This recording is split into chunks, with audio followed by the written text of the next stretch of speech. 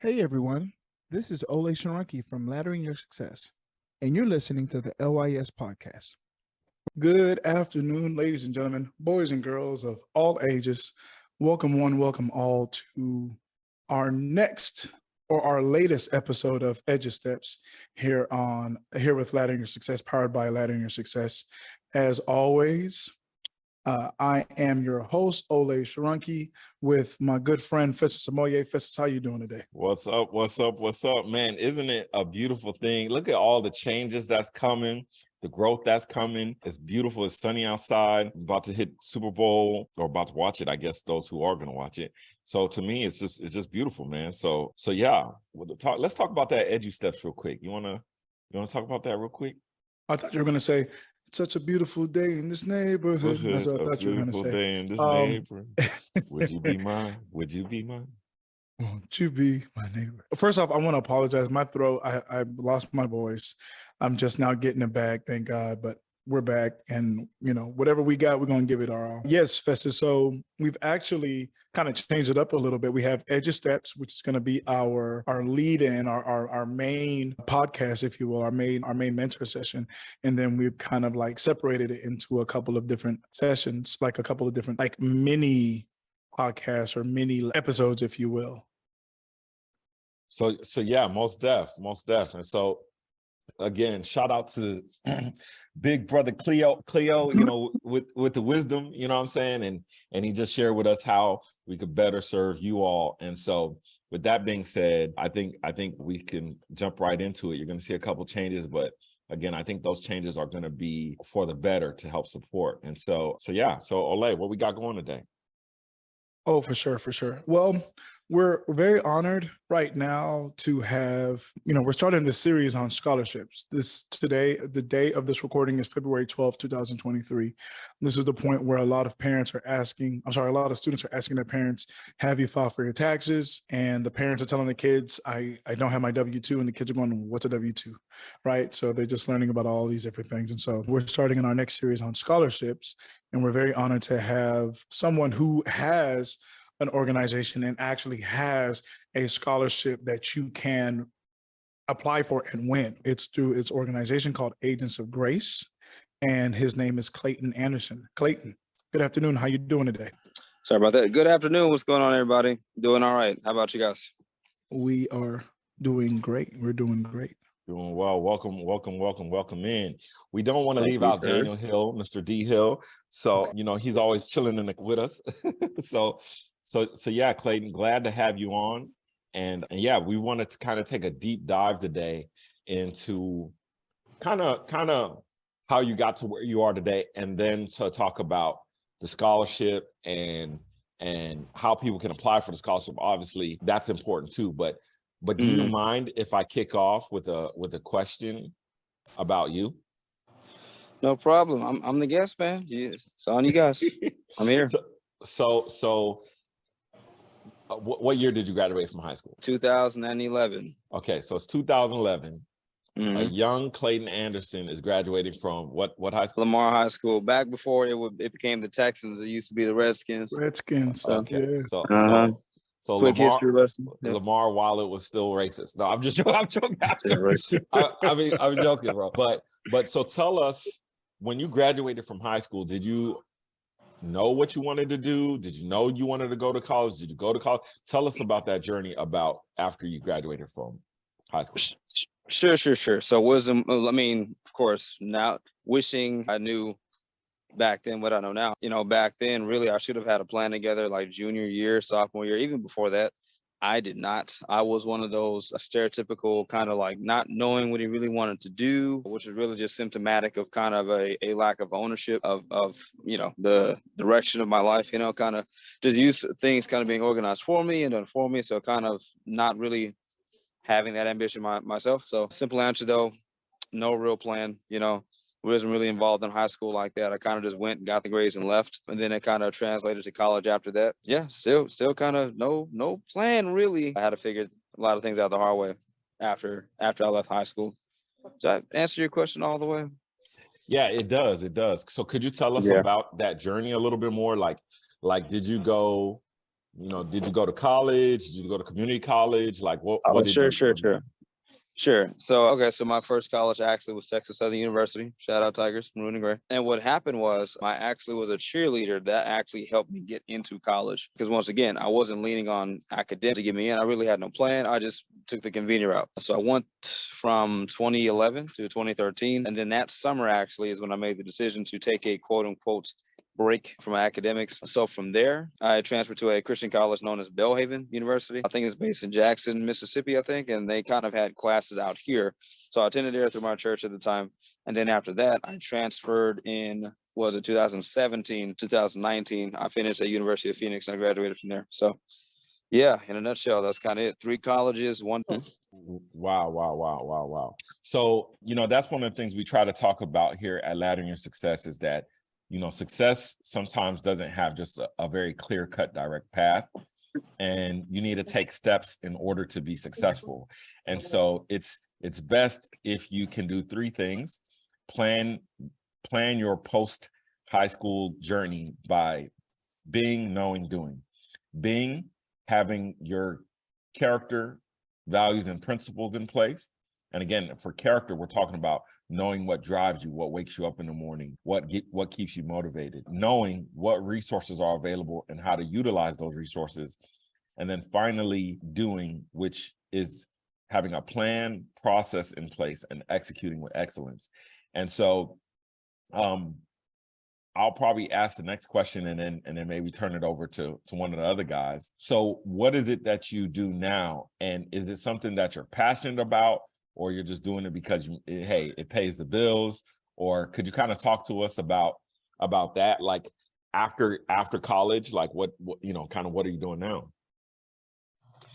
So great question. So, by God's grace, what happened with me was, like I said, being somebody who at first had no life ownership, it took a while, and like I said, I give thanks to God that he kind of surrounded me with a good support system of people who they were striving for their own ambitions, and they kind of allowed me to easily kind of try to figure out what I wanted to do, right?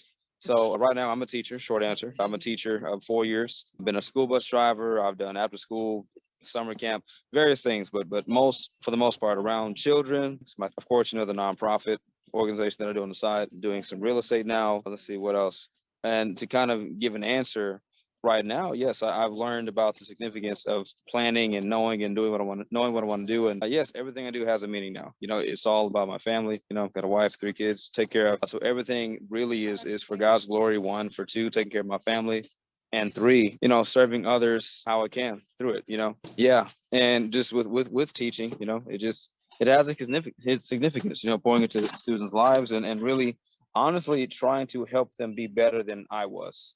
Helping my sons and daughters be better than I was, making sure that my kids don't start off the same way that I did, with a lack of knowledge or a lack of resources or, a lack of ambition, so to speak.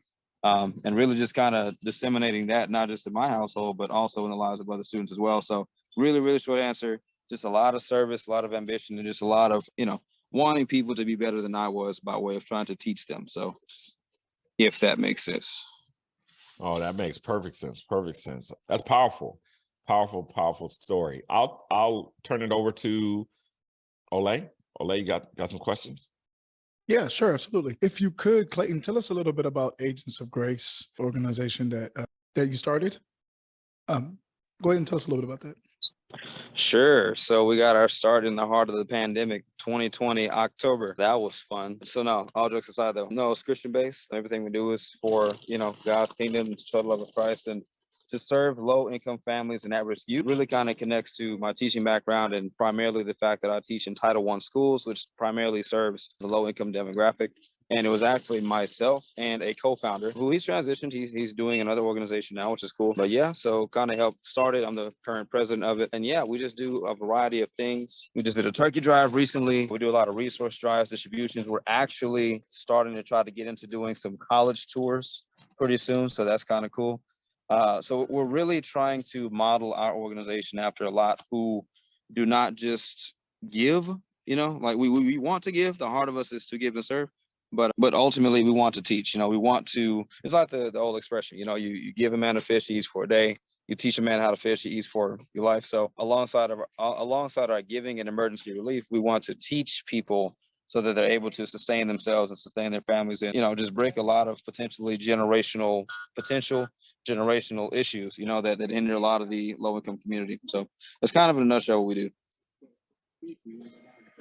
Absolutely. Wonderful. So like we did mention at the beginning of our conversation, you do have a scholarship. Tell us about the scholarship. How did you, what was the start of the scholarship? Who can get it? All those fun things.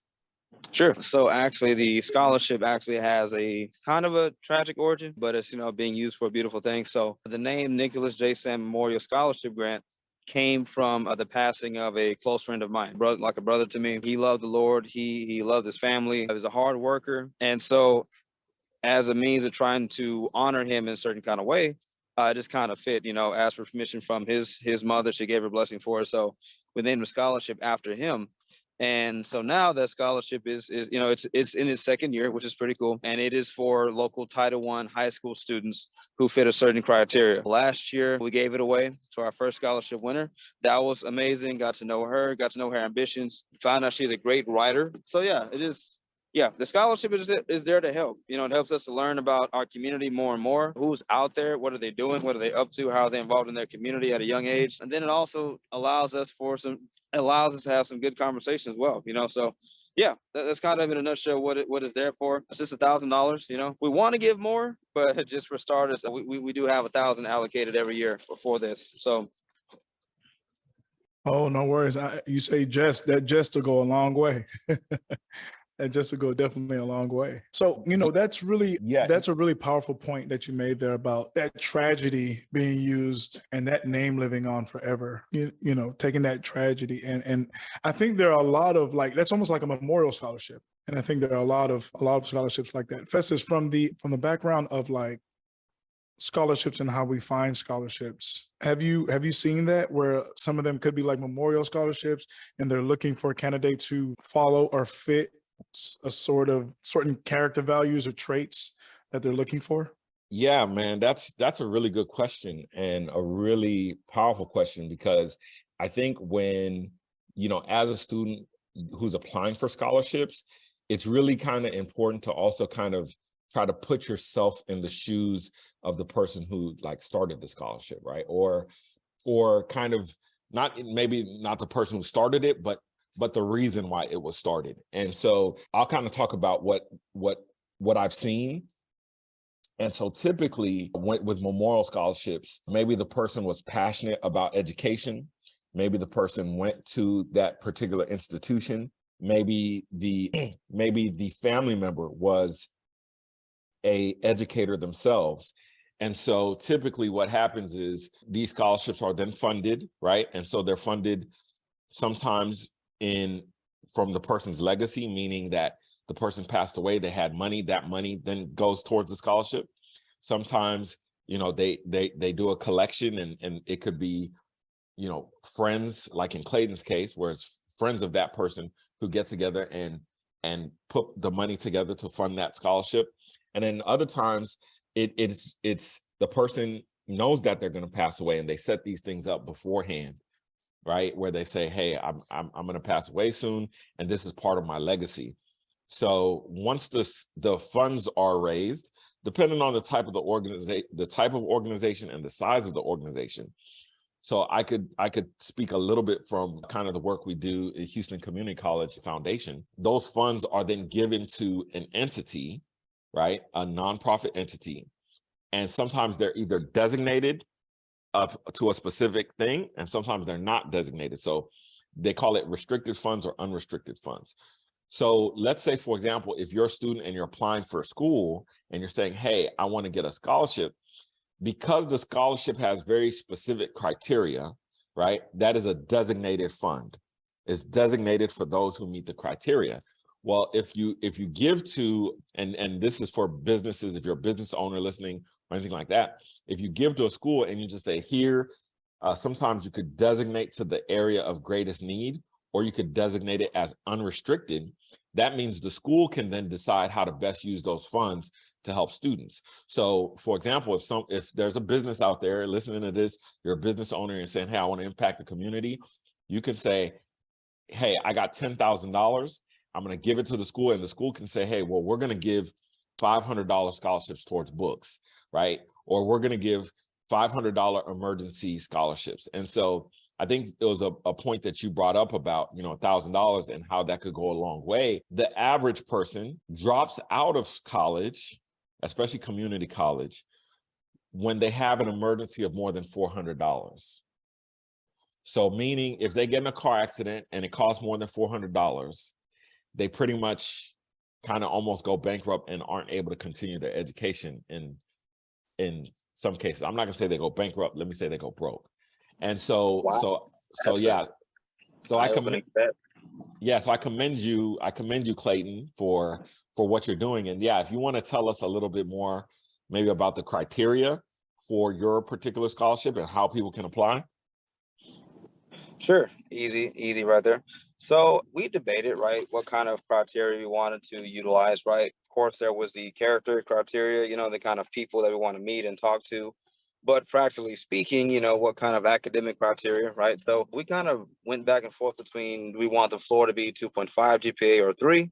So it's kind of hovering around there right now. Might be some changes in the future, but right now it's about that. So that's kind of the baseline. We also look for extracurricular activities. Are you involved in your school? Are you involved in your community?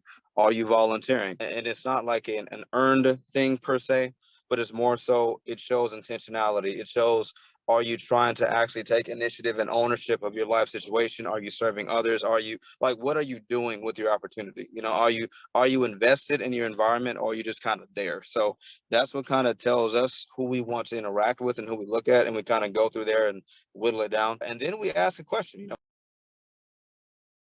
Oh, Clayton, I I won't say a think you muted. personality There. question, but we ask a question that we had a writing prompt actually, and we went out of one of the gospels, right? And we asked about when Christ talks about not worrying about the future, what does that mean to you to not worry about the future and to live one day at a time? And that, to see those answers range from kind of short-sighted to very thoughtful and insightful, that also helped us to see, okay, not just who's invested outwardly, not just who's in the community, not just who's at their school, but who's actually thinking of the significance of what they're doing, valuing your time, and it not just be just a superficial thing that you're doing, to make money or something of that nature. So we combine all those criteria, and that leads us to whomever that we select to kind of interview and finalize some things. So yeah, that's a lot of what we look at. That's wonderful. I think that's great, because knowing what I know now and knowing how I was in high school, I'm almost 98% positive I would, number one, I wouldn't have known about the scholarship. If I would have applied for it, I know I wouldn't have gotten it. And so I think the beautiful thing about what you're doing and what we're doing is we're giving the opportunity for those to get the game, to understand what people who are giving this free money away, what they're looking for in those winners.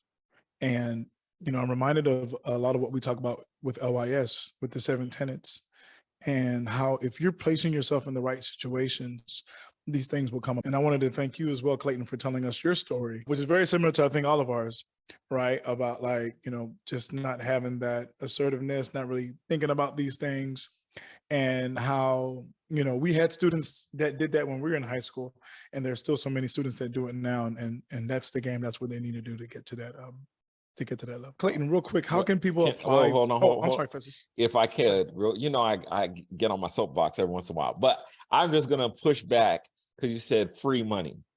And this is the thing for me, when it comes to scholarships, I want you guys to understand this, okay? Anybody who's listening, looking for scholarships, the money is not free. The money is based off of your effort in doing what you are doing.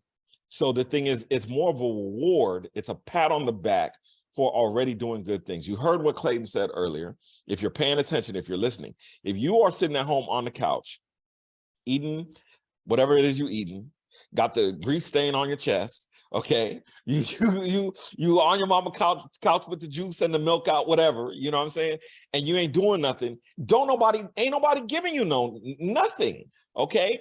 Why? Because let me tell you the first thing, okay? And this is the first thing. All right. These people who put this money up, it's not free to them. They work hard for the money too. They're business owners. They're, again, running nonprofits. These people, they're doing something out of the kindness of their heart. And so like Clayton said, they're looking for somebody who got to get up and go, who's about their purpose, who's about their business, who's going after it. So I wanted to push back on that. And then, yeah, go ahead. Absolutely. No. Thank you so much for that, Festus. If you can, Clayton, tell us, how can people apply for the scholarship? Sure. We made it super easy. We try to really put it in people's hands, So we have a link. I mean, of course, you see the kind of background behind me, but we have a link that you can go to that'll take you to the Google form. And now we're working on putting it back up on our website. But for the most part, we've done it like that, website, direct link, depending on who I'm speaking to. When you go up there, you just click the picture and then it takes you to the form and then just fill it out. And then we'll reach out to you to kind of follow up if you're kind of selected for that next kind of stage. So it's really easy, really simple, nothing too difficult. Okay, and we gonna get that link, right? So we could put it in the show notes, and when we put this online, we could blast it. You know what I'm saying? We make sure people. Oh, absolutely. No, hey, that's the point, man. People need to know about it. Last year we had about 60 to 65 applicants, which is kind of cool. So hey, we need that. People need to know it exists. And I get it. There are other scholarships, but we want to make this a significant. Like that's why we try to really personalize it. And I know a lot of people are still kind of weary of the pandemic, but we had bigger plans of how to even present it. Like we had an idea to get that big kind of goofy looking check, like just kind of walk around with it. We wanted to do that, but but we got to get there first. But we'll make it definitely available to you guys so you can get it. We need that. So I got some other questions I'm gonna throw out there still about the scholarship. So is it available to any students or to Texas students? Is it regional? Is it national? What are we doing here? So we're trying to start at home. So yes, you got to be in Texas at the very least. Okay. But it's not restricted to county though. It's not like Harris County. It's not Pearland ISD. As long as you're in the state of Texas, as long as you're at a Title I school, that's really the most restrictive it gets is Title I student, high school senior, and then the other criteria. Okay, I love it. Okay, that's dope. Still, I'm gonna keep picking because I want these students to be real clear because I want them to get this bag, right? Like LYS is bringing y'all to the table so y'all can get the bag, okay? I need to give it to, what's her name, Stacia and her son. I'm gonna try to holler at them too. I don't know if they come from a Title I school, but as a young man I just talked to 2 days ago or something like that, his mom was looking for some coins. So is there an income limit for parents? Sure. So that's a very good question, actually. It's not necessarily that there's an income limit per se, but it's kind of one of those, like, let's just say, for example, right, if you got two students and one has both parents and they're making like $300,000 versus one of them has one parent and they're making, let's say, 50,000. It's not literally that we're disqualifying or negating based off of income level or maximum, but it's just more so we're truly looking for those that need the opportunity, not for the ones who can kind of do for themselves in a sense, if that makes sense. I don't want it to sound harsh, but it's just we want to find those who more so slip through the cracks, those who don't as much have the opportunity, as opposed to those who just kind of see the scholarship and, oh, hey, here's some more money I can conveniently use. It's smart of them to do that. It's very shrewd. Why spend your own money if you don't have to? However, we're looking for the ones who really more so have that kind of need. Like you said, Festus, the ones who it would hurt them the most if they had that $400 situation, as opposed to somebody who could just say, oh, hey, dad, or hey, mom, hey, messed up again, help me out. Okay, cool, thanks. So yes and no. We don't have a limit, but it is factored into who we select moving forward to the process. I like that. So it's the students who are getting it out of the mud. You're saying, hey, look, I'm gonna help dust you off. I'm gonna help get you a towel, try to help clean them up a little bit. I really enjoy that because, again, for me, that was kind of situation I found myself in. And my first scholarship that I got, outside of GI Bill, you know, when I started applying for scholarships, was $1,000 scholarship from Houston Community College, and that kind of gave me the motivation. Like, I might maybe I could get a little bit more. And you know, $87,000 later, it's like, you know, Here we go. That was a flex. yeah. So y'all stay motivated, keep pushing. Olay, I know you got something for Clayton. You're about to say something earlier. Well, yeah, you know, based on your story, everything you've been through, the fact that, you know, you now have a scholarship that you're able to reward students with. If you were graduating high school today, like 2023, you're graduating, what are some words of wisdom you think others should hear or consider? What would you tell yourself if you were a senior now? Oh man. Oh shoot. I did a lot of dumb stuff. I mean, look, man, first and foremost, ultimately, as a Christian now who's seen the love of God up close, of course, I start with telling my younger self, hey, man, listen, love the Lord now. Like, give me this opportunity. Love him now. I know you don't know him yet, but he loves you. He wants you. Pursue him, and you know you'll find your identity there. So, but secondarily to that, in the earthly level, or on the earthly level, so to speak, it kind of goes back to what I said. Take ownership, right? Like for the longest time, I mean, I did sports, I did a whole bunch of organized activities growing up, the YMCA's and others. And what that kind of does is that gets you used to being in environments where your activities and ambitions and goals are molded and shaped for you. You really don't have to make up anything because everybody else has crafted a system for you, right? But then one of the downsides of that, if you're used to that and you have no type of internal motivation, you end up like me, where you just kind of expect things to be handed to you, you know, on the back end. You know, there's no ownership there. There's no get up and get it for yourself. It's always depending on this next thing to kind of feed you and clothe you and shelter you, as opposed to you saying, okay, how can I go get that? You know, I know what to do, but how can I effectively lay out a plan to go out and go get it? So if I had to, besides just the spiritual aspect, I'll tell my younger self to take ownership. Stop waiting on people. Like, God has given you gifts, use them, don't waste them, because tomorrow's not promised, right? I know this not to sound cliche, but take more ownership, like actually care about the, you know, the direction of your life, and start now, because you're going to have a family in about 7-8 years. You know, you're going to have people that depend on you.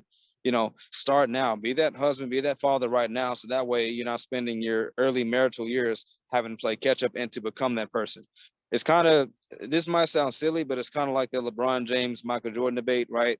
And one of the arguments I always hear is, oh, well, Jordan always had the mentality. LeBron had to learn it and develop it, you know? So it's kind of like that. You know, you want to come out of the gates with that mentality, as opposed to having to learn and develop these traits later on when life starts picking up, when the opportunities aren't as much there, and you really have to struggle. And it's not to say that you cannot get your life together in your later years. You know, that's not to say that. But if God has given you an opportunity early, maximize it. You know, like take advantage of that. So that's what I would tell my younger self.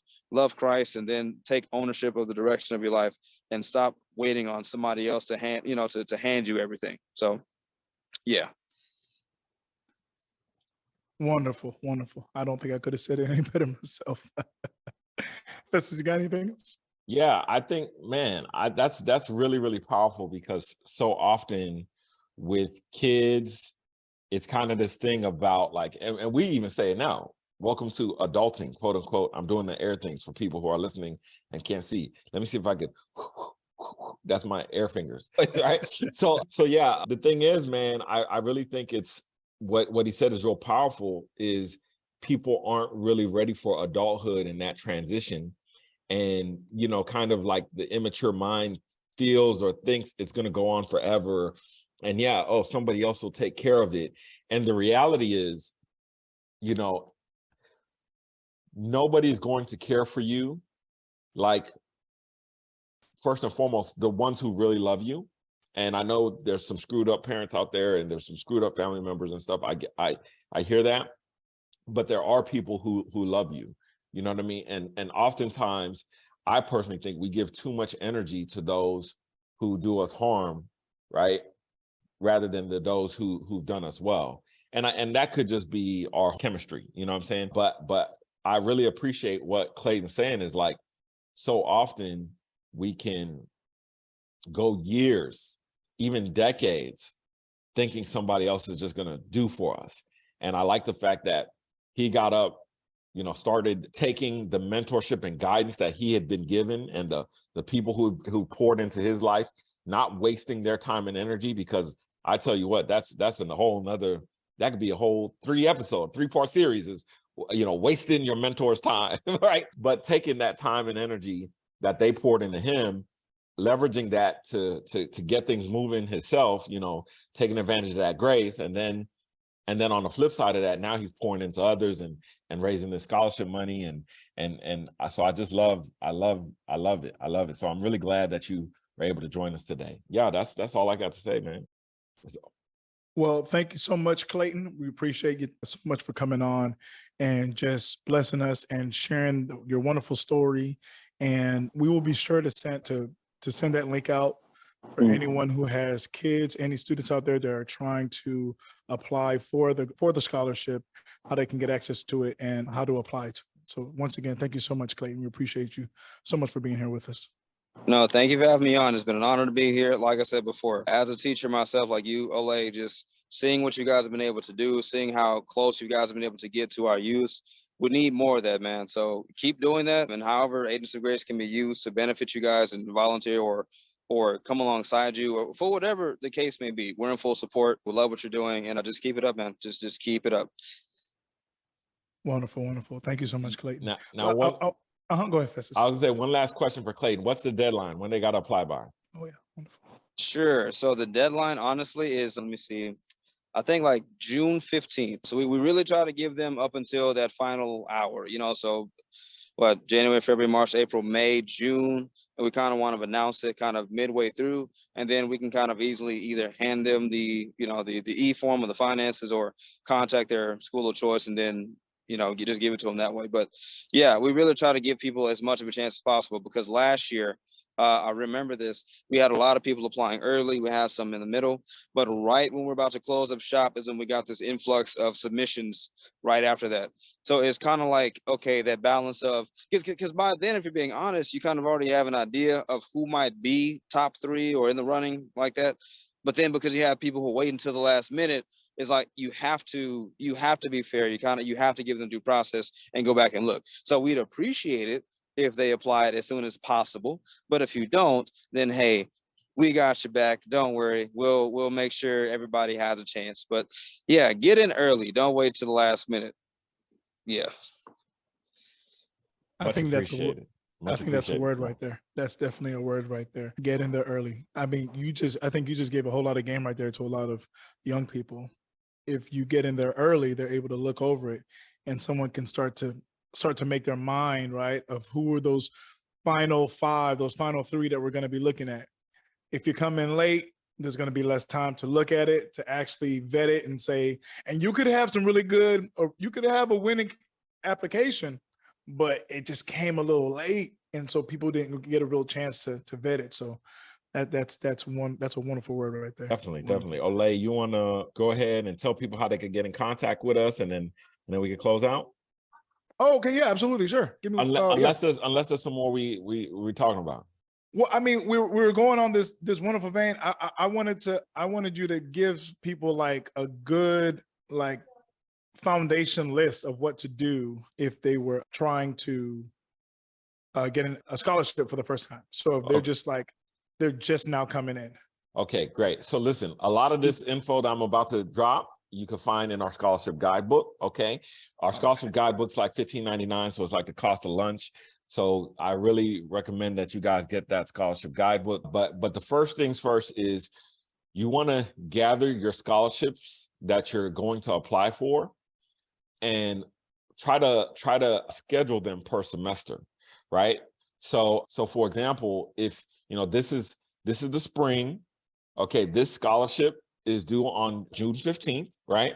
So you want to say, okay, I got 4 scholarships I got to apply for by June. That way you could start to see, okay, what are the criteria for each of these scholarships, right? And also, if you have to write essays for the scholarships, now you can say, is there a way I could leverage writing one essay really good and try to use it for all 4 of them or whatnot? You see what I'm saying? So these are just little tips that you can start to use, right? But after you get them all lined up, then you want to try to go ahead and start applying, right? listen, I'm gonna give y'all some game here. Okay, if you're in high school, April is testing time. Okay, all your teachers gonna be crazy. Ain't nobody trying to help you at all. Okay, they're all talking about tax, toss, whatever, what have you. They just want you to sit down, shut up, and do the test. Okay, this is just the reality. So nobody's really gonna be able to help and support you that much in April. Okay, so you want to look at, hey, March, I need to get to work. And soon as May hit, I need to get to work. I know you got prom coming up. You got all this other stuff that's coming up. You got graduation coming up. Well, guess what? The thing is, you still got to put in this extra work to get this bread, right? So think about this. I want you to think about this, okay? How many hours do you got to work to earn $1,000? If you got a job right now, okay, and let's say your job pay you $10 an hour. So if your job pay you $10 an hour, you got to work. Is that 100 hours, right? So if it's 100 hours, that's 2 weeks, right? So do you think you could carve out 3 or 4 hours to do an essay, right? And apply so that it could save you 2 weeks worth of work? Okay, I'm giving you some game here, okay?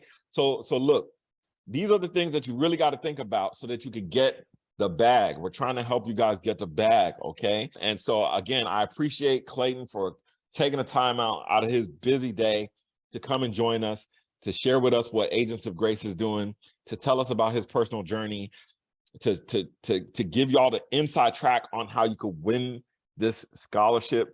And again, just rest in peace to Nicholas. And again, I really appreciate, again, to me, just the level of brotherhood to say like, man, this is legacy here. So again, I hope that gave y'all some game. Olay, back to you. All right, wonderful. So quickly, here is how you can get in contact with us here at Laddering Your Success. On Instagram, just go into that search bar and type in LYS Students or BeNoDo_LYS. On Facebook, just type in Laddering Your Success into that search bar. You can do the same thing on YouTube. Just type in Laddering Your Success into the search bar. On TikTok, we are at LYS BeNoDo. Do I have a Twitch? TikTok. Sorry. No, I'm right there. Discord. That's Discord. Yeah. We coming up with it. We coming. Listen, y'all want to get in on the Discord? Y'all need to search, find this Discord, because again, a lot of our game is going to be going to the Discord, because then we could talk to y'all on a one-on-one basis on a regular basis. You know what I'm saying? So y'all going to want to hop in the Discord. Absolutely. If you have a church group, youth group, or if you're a school and you want us to come in and do a workshop with your teachers or your students or your parents, just send us an email at info@ladderingyoursuccess.com. On Discord, Laddering Your Success. And if you love what we're doing, if you want to see us continue to grow, if you want to support us in any way, on Cash App, $ Laddering Your Success. All right. For Daniel Hill, Festus and Olay, our wonderful guest, Clayton Anderson, my name is Olay Sharanki. Festus. So listen, there are legitimate excuses for not going to college. There's no legitimate excuse for not getting an education. We thank you so much for joining us today. You better hit that follow button, the subscribe button, whatever that little thing is, wherever you're at on social media or whatever. You know what I'm saying? Definitely hit the like and the share button, because you know somebody who needs to hear this, right? And so, yeah, we out. So thank you all so much. Yeah, take care now. Oh, you still there? Well, thank you so much for listening to the LYS Podcast.